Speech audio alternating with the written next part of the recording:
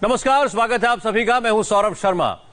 देश में कोरोना संक्रमित मरीजों की संख्या अब 27,000 पहुंच रही है। अब तक 826 लोग जान गंवा चुके हैं। लेकिन इस सब के बीच अच्छी बात यह है कि 5,994 लोग ठीक भी हुए हैं। लेकिन सबसे ज्यादा चिंता महाराष्ट्र को लेकर है, जहां कोरोना के मामले 8,000 पहुंचने वाले हैं। मुंबई में कोरोना से मरने वालों की संख्या 200 से ज्यादा है।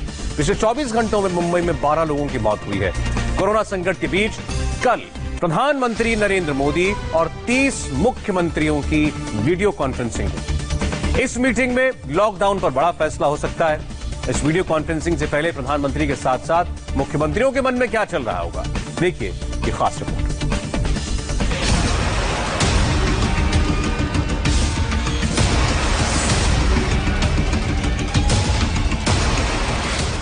चंद घंटों बाद एक बार फिर प्रधानमंत्री नरेंद्र मोदी मास्क लगाकर अपने दफ्तर में बैठे होंगे। उनके सामने होंगे देश के 30 मुख्यमंत्री।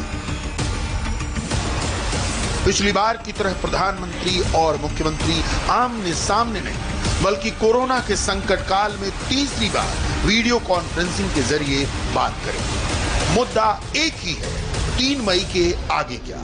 वीडियो कॉन्फ्रेंसिंग में इस बात का फैसला होगा कि 3 मई के बाद क्या होने वाला है। देश को लॉकडाउन से आजादी मिलेगी या तीसरा लॉकडाउन करना होगा। 3 मई के बाद राज्य सरकारों का एक्शन अगेंस्ट कोरोना क्या होगा। क्या देश में स्टेप बाय स्टेप लॉकडाउन खुलने वाला है? कहां कितनी दुकानें खुलेंगी, इस पर फाइनल मुहर लगेगी। मजदूरों की रोजी रोटी का संकट कैसे खत्म होगा। प्रधानमंत्री नरेंद्र मोदी की अगुवाई में देश के 30 मुख्यमंत्री मंथन करेंगे। देश की दशा को देखते हुए दिशा तय की जाएगी। पिछली बार करीब 4 घंटे तक प्रधानमंत्री और मुख्यमंत्रियों के बीच मीटिंग चली थी, लेकिन इस बार मैराथन बैठक और लंबी होने वाली है, क्योंकि दांव पर 130 करोड़ देशवासियों की जान है। महामारी की इस मुश्किल घड़ी में जान भी बचाना है और जहान भी। सभी मुख्यमंत्री पीएम को अपने सूबे का रिपोर्ट कार्ड बताएंगे, प्रदेश का कोरोना ग्राफ समझाएंगे। मोदी से नाराज ममता दीदी बंगाल के कोरोना का हाल बताएंगे, तो उद्धव ठाकरे कोरोना की सबसे ज्यादा मार झेल रहे महाराष्ट्र की ग्राउंड रिपोर्ट पीएम से साझा करेंगे। केजरीवाल दिल्ली के आसमान छूते कोरोना ग्राफ और प्लाज्मा थेरेपी के फायदे का फॉर्मूला बताएंगे, तो योगी देश की सबसे बड़ी आबादी वाले राज्य उत्तर प्रदेश का हाल बताएंगे। 27 अप्रैल को देश के सामने सबसे बड़ा फैसला आएगा। कोरोना वार पर आगे की स्ट्रेटजी तय होगी, लेकिन इसी बीच प्रदेश के मुख्यमंत्री अपनी अपनी समस्याओं को भी पीएम के सामने रख सकते हैं। मसलन राज्यों की इकोनॉमी सबसे बड़ा मुद्दा होगी। सूबों के लिए आर्थिक पैकेज की मांग होगी। लॉकडाउन खोलने का ब्लूप्रिंट तैयार होगा।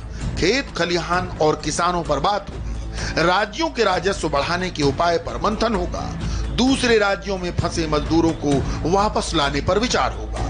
कुछ मुख्यमंत्रियों ने इंडिया टीवी से साझा किया कि वो पीएम के साथ वीडियो कॉन्फ्रेंसिंग में क्या कहने वाले हैं। हम उन्हें डायरेक्ट आपको सुनाते हैं, लेकिन उससे पहले ये जान लीजिए कि देश के प्रधानमंत्री नरेंद्र मोदी के मन में खुद क्या चल रहा है। हम भाग्यशाली हैं कि आज पूरा देश का हर नागरिक जन जन इस लड़ाई का सिपाही है, लड़ाई का नेतृत्व कर रहा है। आप कहीं भी नजर डालिए, आपको एहसास हो जाएगा कि भारत की लड़ाई पीपल ड्रिवन है। गरीबों के लिए खाने से लेकर राशन की व्यवस्था हो, लॉकडाउन का पालन हो, अस्पतालों की व्यवस्था हो, मेडिकल इक्विपमेंट का देश में ही निर्माण हो। आज पूरा देश एक लक्ष्य, एक दिशा, साथ साथ चल रहा है। ताली, थाली, दिया, मोमबत्ती, इन सारी चीजों ने जो भावनाओं को जन्म दिया, जिस जज्बे से देशवासियों ने कुछ न कुछ करने की ठान ली, हर किसी को इन बातों ने प्रेरित किया है। शहर हो या गांव, ऐसा लग रहा है जैसे देश में एक बहुत बड़ा महायज्ञ चल रहा है, जिसमें हर कोई अपना योगदान देने के लिए आतुर है। प्रधानमंत्री से वीडियो कॉन्फ्रेंसिंग के लिए राजस्थान के मुख्यमंत्री अशोक गहलोत होमवर्क कर चुके हैं। गहलोत पीएम के साथ मीटिंग में क्या बात करने वाले हैं वो दिखाने से पहले राजस्थान के कोरोना फैक्ट्स देख लीजिए। राजस्थान में कोरोना संक्रमण के केस 2100 से ज्यादा हैं। वायरस की वजह से प्रदेश में 36 लोगों की मौत हो चुकी है। अच्छी बात यह है कि 518 मरीज बिल्कुल ठीक हो चुके हैं। अशोक गहलोत ने इंडिया टीवी को बताया कि प्रधानमंत्री के सामने वो लॉकडाउन को एक साथ न हटाने की बात रख सकते हैं। यानी इशारा साफ है कि राजस्थान में 3 मई के बाद भी कम से कम हॉट स्पॉट में लॉकडाउन नहीं हटने जा रहा। प्रधानमंत्री जी पूरा फीडबैक ले रहे होंगे पूरे देश से। कल मुख्यमंत्री से बातचीत कर रहे हैं, कल पंचायतों से बातचीत कर रही है। मुझे लगता नहीं है कि एक साथ में कोई फैसला हटने का हो सकता है और ना मेरे ख्याल से होना चाहिए। राज्यों के ऊपर भी काफी कुछ डिपेंड करेगा, राज्यों में अलग अलग के उसके ऊपर डिपेंड करेगा।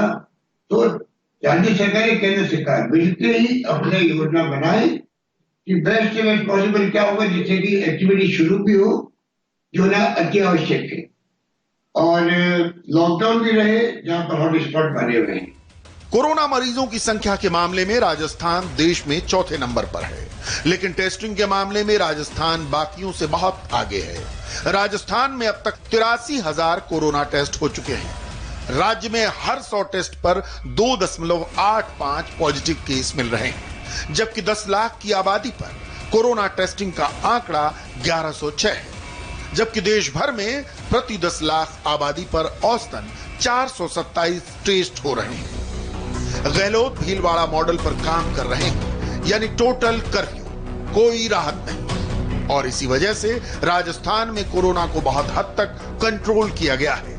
अशोक गहलोत ने साफ कर दिया है कि लॉकडाउन में राहत का फैसला मरीजों की संख्या और हालात को देखकर किया जाएगा।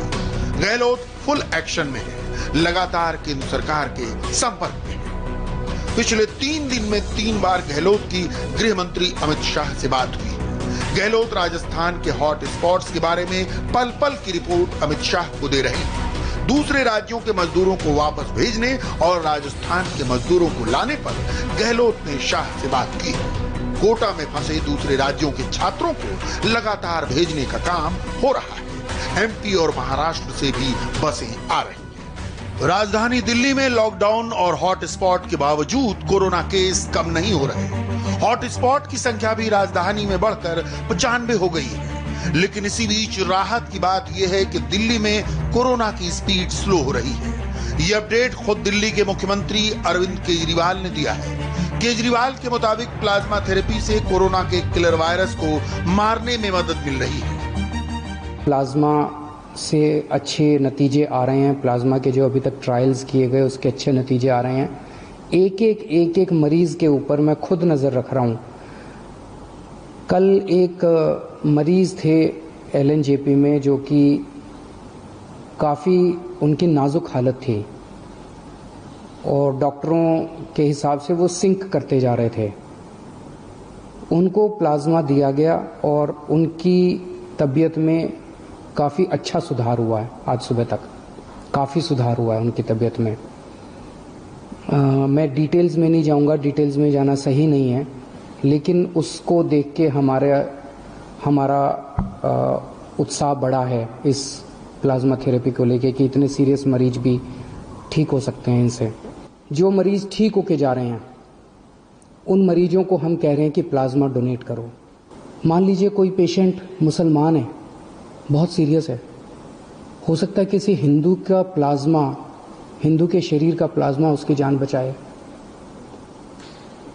भगवान ने जब धरती बनाई थी तो उसने तो इंसान बनाए थे।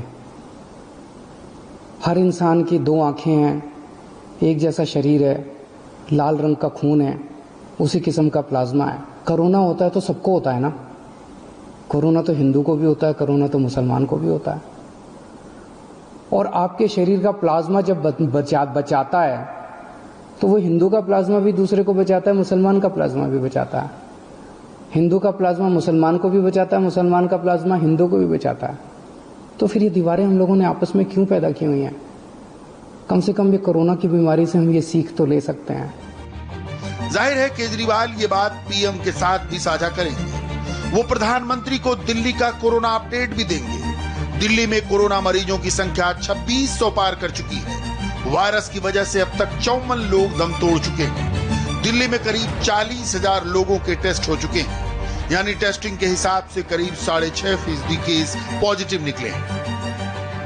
इसीलिए दिल्ली के मुख्यमंत्री अरविंद केजरीवाल लॉकडाउन में किसी भी तरह की छूट देने के मूड में नहीं है। हालांकि गृह मंत्रालय के आदेश के मुताबिक दिल्ली में भी रिहायशी इलाकों में दुकानें खुलेंगी, लेकिन लॉकडाउन पर पूरा फैसला पीएम मोदी के साथ वीडियो कॉन्फ्रेंसिंग के बाद ही दिल्ली सरकार लेने वाली है। जो एसेंशियल सर्विसेज की दुकानें थी, दवाई की दुकान, किराने की दुकान, खाने पीने की दुकान, सब्जियों की, फ्रूट्स की दुकान, दूध की सर्विसेज, वो जो एसेंशियल सर्विसेज हैं वो तो जारी रहेंगी, उसको कोई छेड़ नहीं रहा। वो एज इट इज़ जारी रहेंगी, वो खुली रहेंगी, वो सप्लाई होती रहेंगी। इसके अलावा कोई मार्केट नहीं खोले जाएंगे, कोई डीडीए मार्केट नहीं खुलेगा, कोई ये मार्केट वो मार्केट, कोई मार्केट नहीं खुलेंगे, कोई शॉपिंग मॉल नहीं खुलेंगे, कोई मार्केट कॉम्प्लेक्स नहीं खुलेंगे। लेकिन जो रेजिडेंशियल एरियाज में इक्की दुक्की दुकानें होती हैं, स्टैंड अलोन कोई दुकान है, नेबरहुड की कोई दुकान है, रेजिडेंशियल एरियाज में है, उन दुकानों को जो केंद्र सरकार ने इजाजत दी है वो दुकानें दिल्ली में भी खोली जाएंगी। देश में कोरोना की सबसे बड़ी मार महाराष्ट्र पर पड़ी है। भारत में सबसे ज्यादा कोरोना मरीजों की तादाद महाराष्ट्र में है। वहीं मुंबई देश की आर्थिक राजधानी है, लिहाजा 30 दिन से भी ज्यादा के लॉकडाउन से इकोनॉमी का गिरना लाजमी है। ऐसे में पीएम और 30 सीएम के वीडियो कॉन्फ्रेंसिंग के ठीक पहले उद्धव सरकार में शामिल एनसीपी के मुखिया शरद पवार ने प्रधानमंत्री को चिट्ठी लिखकर राज्य की आर्थिक तंगी की ओर इशारा किया है।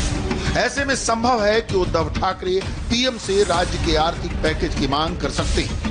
उद्धव की मांग का मजमून शरद पवार की चिट्ठी से समझा जा सकता है। शरद पवार ने खत की मार्फत इन बातों की ओर इशारा किया है। कोरोना संक्रमण ने राज्य के शहरी इलाकों को सबसे ज्यादा प्रभावित किया। एविएशन, ट्रांसपोर्ट, टूरिज्म, हॉस्पिटैलिटी जैसे कारोबार पर बुरा असर पड़ा। ज्यादातर कारोबारी सोशल डिस्टेंसिंग के चलते बहुत घाटे में। रोजगार पर भी कोरोना का बहुत बुरा असर पड़ा है। इसलिए सरकार को ई कॉमर्स और होम डिलीवरी को प्रमोट करने की जरूरत है। ऐसे में जाहिर है जब उद्धव पीएम के सामने होंगे तो अपनी कॉन्फ्रेंसिंग में इन बातों को भी रख सकते हैं। लेकिन इसके साथ ही वो ये भी बताएंगे कि महाराष्ट्र में कोरोना आउट ऑफ कंट्रोल होता जा रहा है। मुंबई में कोरोना 3rd स्टेज में दस्तक दे रहा है। हालात बेहद नाजुक है। भारत में सबसे ज्यादा कोरोना से मौत मुंबई में हुई है। मुंबई में कोरोना पॉजिटिव का आंकड़ा 5000 पार कर चुका है। पूरे महाराष्ट्र में कोरोना मरीजों की संख्या 8000 पहुंच रही है। राज्य में 320 से ज्यादा लोगों की मौत हो चुकी है। महाराष्ट्र में अब तक 1 लाख से ज्यादा टेस्टिंग हो चुकी है। टेस्टिंग के लिहाज से कोरोना संक्रमितों की संख्या करीब 8% है। मुख्यमंत्री उद्धव ठाकरे ने मजदूरों को लेकर बड़ा बयान दिया है। ठाकरे ने कहा कि राज्य में फंसे मजदूरों को वापस भेजने के लिए सरकार कोशिश कर रही है और इस बारे में दूसरे राज्यों से बात की जा रही है। जो महाराष्ट्र के बाहर के लोग हैं यहाँ अटके हुए तो नहीं है, लेकिन जो अपना घर जाना चाहते हैं, अपने घर जाना चाहते हैं, हमारी बात चल रही है। जल्द से जल्द रास्ता निकालेंगे, जरूर निकालेंगे। लेकिन एक बात जरूर, ट्रेन तो नहीं शुरू होने वाली। कोई भीड़ नहीं चाहिए। अगर भीड़ होगी तो वापस पाबंदी लगानी होगी। जो भी सूचनाएं सरकार की ओर से मिलेगी आप तक पहुंच जाएंगी और जब भी संभव होगा सारे लोगों को अपने अपने गांव, अपने अपने घर, जैसे महाराष्ट्र है, उत्तर प्रदेश है, बिहार है, अन्य राज्य है, एक दूसरे की सहायता करते करते हम ये आदान प्रदान करेंगे, जरूर करेंगे। उद्धव ठाकरे मजदूरों को लेकर किए गए फैसलों से भी पीएम को अवगत कराएंगे। मुख्यमंत्रियों के साथ होने वाली पीएम की वीडियो कॉन्फ्रेंसिंग में एमपी के सीएम शिवराज सिंह चौहान भी होंगे। पीएम के साथ मीटिंग से पहले शिवराज सिंह चौहान ने इंडिया टीवी से खास बातचीत की। उन्होंने अभी से ये साफ कर दिया है कि मीटिंग में उनका स्टैंड क्या रहने वाला है। प्रधानमंत्री आप लोगों के साथ, मुख्यमंत्रियों के साथ जल्दी एक और फिर बैठक करने जा रहे हैं, वार्ता करने के लिए जा रहे हैं। क्या कहना चाहेंगे इस बारे में आप देश से?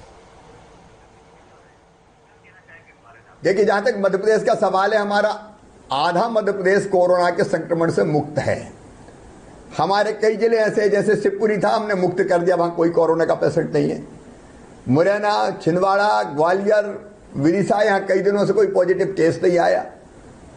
तो जो आधा मध्य प्रदेश तो पूरी तरह से संक्रमण से मुक्त है, और कुछ जिले ऐसे जहां 1-1, 2-2, 4-4 पॉजिटिव पेशेंट्स हैं, उनको भी हमने पूरी तरह से कंट्रोल कर लिया है और नए पॉजिटिव प्रकरण नहीं आ रहे हैं।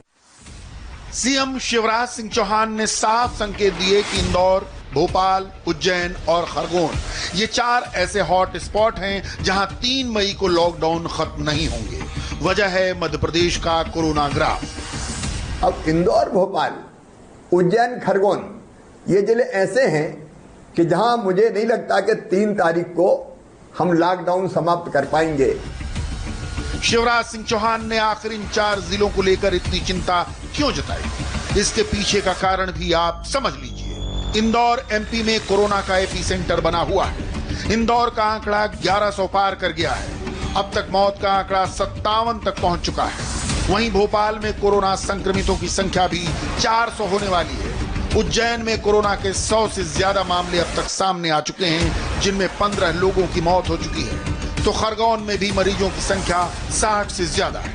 यही वजह है कि सीएम शिवराज इन 4 जिलों में 3 मई को लॉकडाउन खत्म करने को लेकर कोई जल्दबाजी नहीं करना चाहते। मगर मध्य प्रदेश के बाकी जिलों में 3 मई के बाद क्या होगा, इसका फैसला पीएम के साथ वीडियो कॉन्फ्रेंसिंग के बाद होगा। हालांकि ग्रीन जोन के इलाकों में छूट मंत्रालय के आदेश के मुताबिक जारी रहेगी। केवल वो गांव छोड़ के जो कंटेनमेंट एरिया में आते हैं, ग्रामीण क्षेत्र में सभी गांव में दुकानें खोल दी जाएंगी। सब दुकानें खोल सकते हैं। शहरी क्षेत्रों में बाजार नहीं खुलेंगे अभी, लेकिन मोहल्लों की दुकानें, आवश्यक वस्तुओं की दुकानें खुलेंगी। इसके निर्देश हम जारी कर रहे हैं। वहीं कोरोना ग्राफ में गुजरात ने एकदम से ऊपर की ओर छलांग लगाई है। गुजरात 3000 से ज्यादा केसेस के साथ कोरोना लिस्ट में दूसरे नंबर पर है। राज्य में 130 से ज्यादा लोगों की जान जा चुकी है। गुजरात में अब तक 50,000 के करीब टेस्टिंग की जा चुकी है। जितनी टेस्टिंग हुई उनमें 6% लोग कोरोना पॉजिटिव निकले। अहमदाबाद से लेकर सूरत तक युद्ध स्तर पर टेस्टिंग और ट्रेसिंग का काम चल रहा है। यानी इसका इंतजार नहीं हो रहा कि कोरोना पेशेंट खुद सामने आए, बाकायदा उनको ढूंढा जा रहा है।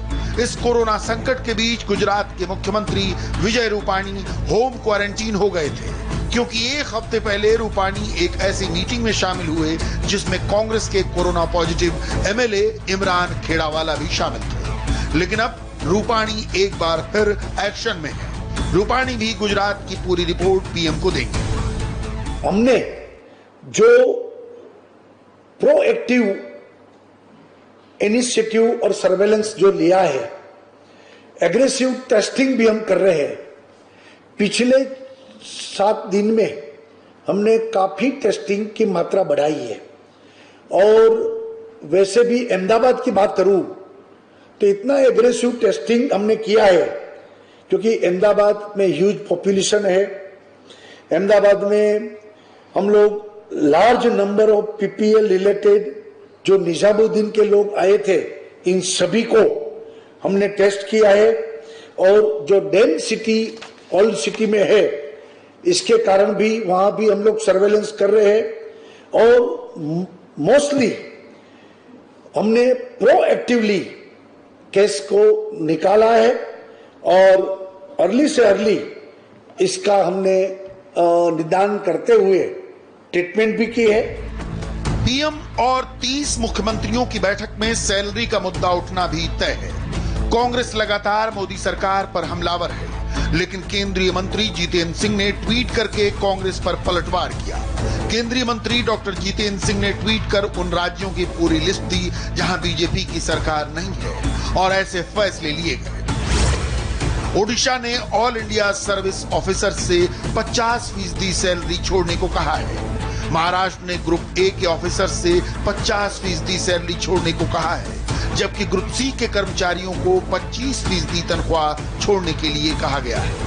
राजस्थान ने अफसरों से 50% और लोअर ग्रेड अधिकारियों से 30% सैलरी छोड़ने को कहा है। तेलंगाना ने ऑल इंडिया सर्विस के ऑफिसर्स की 60% और बाकी अधिकारियों से 50% सैलरी छोड़ने को कहा है। केरल ने महीने में 6 दिन की सैलरी कट के ऑर्डर दिए हैं। आंध्र प्रदेश ने भी ऑल इंडिया सर्विस के ऑफिसर्स की 60% और बाकी अधिकारियों की 50% सैलरी छोड़ने की अपील की है। केंद्रीय मंत्री जितेंद्र सिंह ने साफ किया है कि कोरोना संकट के बावजूद भारत सरकार ने किसी अधिकारी या कर्मचारी की सैलरी काटी नहीं है, बल्कि कुछ दिनों के लिए महंगाई भत्ता और डीए ही रोका है, ताकि भारत के लोगों को कोरोना से बचाया जा सके। करोड़ों गरीब लोगों की मदद हो सके जो लॉकडाउन की बंदिशों के चलते संकट में हैं। इस बीच राजस्थान के मुख्यमंत्री अशोक गहलोत ने कहा है कि सैलरी में कटौती का ऐसा प्रस्ताव था, लेकिन फैसला अब तक नहीं हुआ। ऐसा फैसला नहीं, 1 महीने के लिए हम लोगों ने जब भारत सरकार ने कदम उठाए थे, तब हमने भी जो मिनिस्टर्स और एमएलए की सैलरी की 75% और सर्विसेज की सैलरी को 60%, उसके लोअर फिर 30%, फिर 15% सैलरी को 1 महीने के लिए रेफर किया। 1 महीने ये फैसला अभी तक हुआ नहीं है। आगे क्या होगा मैं नहीं कह सकता। हमारी सरकार की ये सोच है कि हम जितना कम तकलीफ दें हमारे कर्मचारियों को, उसका हम लोग प्रयास कर रहे हैं। राहत की बात यह है कि आज की तारीख में भारत में कोरोना के केस का डबलिंग रेट 10 दिन का है। यही आंकड़ा 10 से 20 दिन होगा, 20 से 30 दिन होगा, 30 से 40, जिसके बाद ही कोरोना को हिंदुस्तान पूरी तरह परास्त कर पाएगा। और कोरोना के खिलाफ छिड़ी जंग का अगला चरण क्या हो, इस पर फाइनल मुहर अब 30 मुख्यमंत्रियों के मशवरे के बाद पीएम मोदी लगाने वाले हैं। यहां आपको बता दें कि महाराष्ट्र के बाद